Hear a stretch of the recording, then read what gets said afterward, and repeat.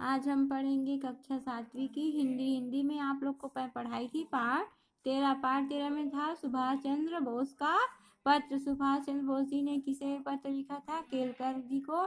कहाँ? जेल में रहते हुए। ठीक है, आगे का पाठ हम पढ़ चुके थे, कुछ बचा हुआ हिस्सा है जिसे मैं आज आप लोग को पढ़ा रही हूँ। हम जानते हैं कि लोकमान्य ने कारावास में 6 वर्ष बिताए, लेकिन मुझे विश्वास है कि बहुत कम लोगों को यह पता होगा कि उस अवधि में उन्हें किस तरह तक शारीरिक और मानसिक यातनाओं से गुजरना पड़ा था। वे यहाँ एकदम अकेले रहे, उन्हें कोई बौद्धिक स्तर का साथी नहीं मिला। मुझे विश्वास है कि उन्हें किसी अन्य बंदी से मिलने जुलने नहीं दिया जाता था। उनको सांत्वना देने वाली एकमात्र वस्तु किताबें थी और वे एक कमरे में एकदम एकाकी रहते थे। यहाँ रहते हुए उन्हें 2 या 3 भेंटों से अधिक का मौका नहीं दिया गया और वे भेंटें भी पुलिस और जेल के अधिकारियों की उपस्थिति में हुई होगी, जिससे वे कभी भी खुलकर हार्दिकता से बात नहीं कर पाए होंगे।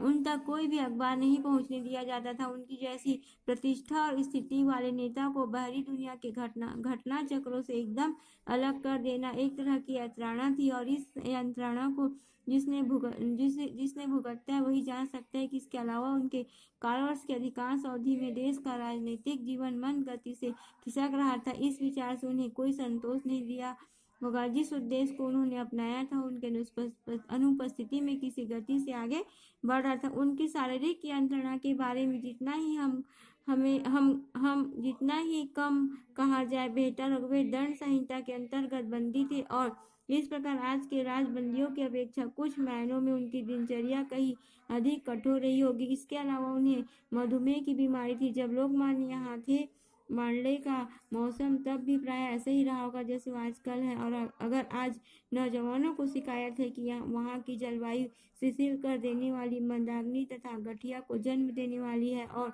धीरे धीरे वह व्यक्ति की जीवन शक्ति को सोख लेती है, तो लोकमान्य ने जो वयोवृद्ध थे जितना कष्ट झेला होगा, लेकिन इस कारागार की 4 दीवारियों में उन्होंने क्या यातनाएं सही, इसके विषय में लोगों को बहुत कम जानकारी। कितने लोगों को पता होता है कि अन्य अनेक छोटी छोटी बातों का जो किसी बंदी के जीवन में सुइयों की सी चुभन बन जाती है और जीवन को दुर्भर बना देती है।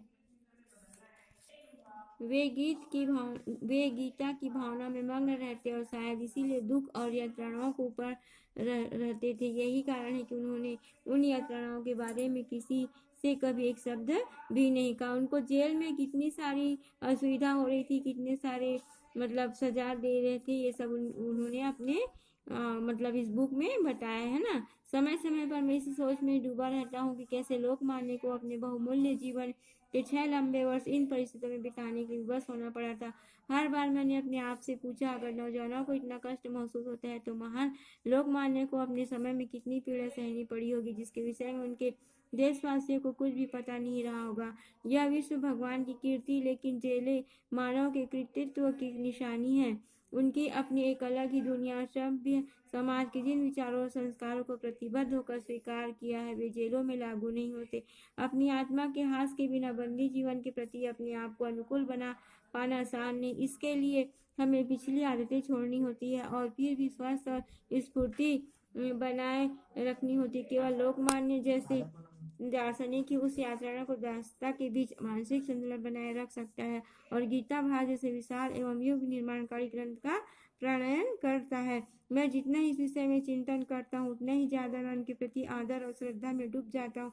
आशा करता हूँ कि मेरे देशवासी लोकमान्य की महत्ता को आंकते हुए इन सभी तथ्यों को दृष्टिपथ में रखे होंगे। जो महापुरुष मधुमेह से पीड़ित होने के बावजूद इतने सुदीर्घ कारावास को झेलता गया, जिसने उन अंधकारमय दिनों में अपनी मातृभूमि के लिए ऐसी अमूल्य भेंट तैयार की, उसे विश्व के महापुरुषों की श्रेणी में प्रथम पंक्ति में स्थान मिलना चाहिए। लेकिन लोकमान्य ने प्रकृति के जिन अटल नियमों से अपने बंदी जीवन के दौरान टक्कर ली थी उनको अपना बदला लेना ही था। अगर मैं कहूँ तो मेरा विश्वास है कि लोकमान्य ने जब मांडले को अंतिम नमस्कार किया था तो उनके जीवन के दिन गिने चुने ही रह गए थे। निसंदेह एक गंभीर दुख का विषय है कि हम अपने महानतम पुरुषों को इस प्रकार खोते रहे, लेकिन यह भी सोचता हूँ कि क्या दुर्भाग्य किसी न किसी प्रकार टाला नहीं जा सकता था। आदर पूर्वक आपका स्नेह भाजन सुभाष चंद्र बोस जी ने जो पत्र लिखा था इस बुक में दिया हुआ है, जिसे मैं आप लोग को पढ़कर सुनाई हूँ। आप लोग एक बार फिर से पढ़ लेंगे।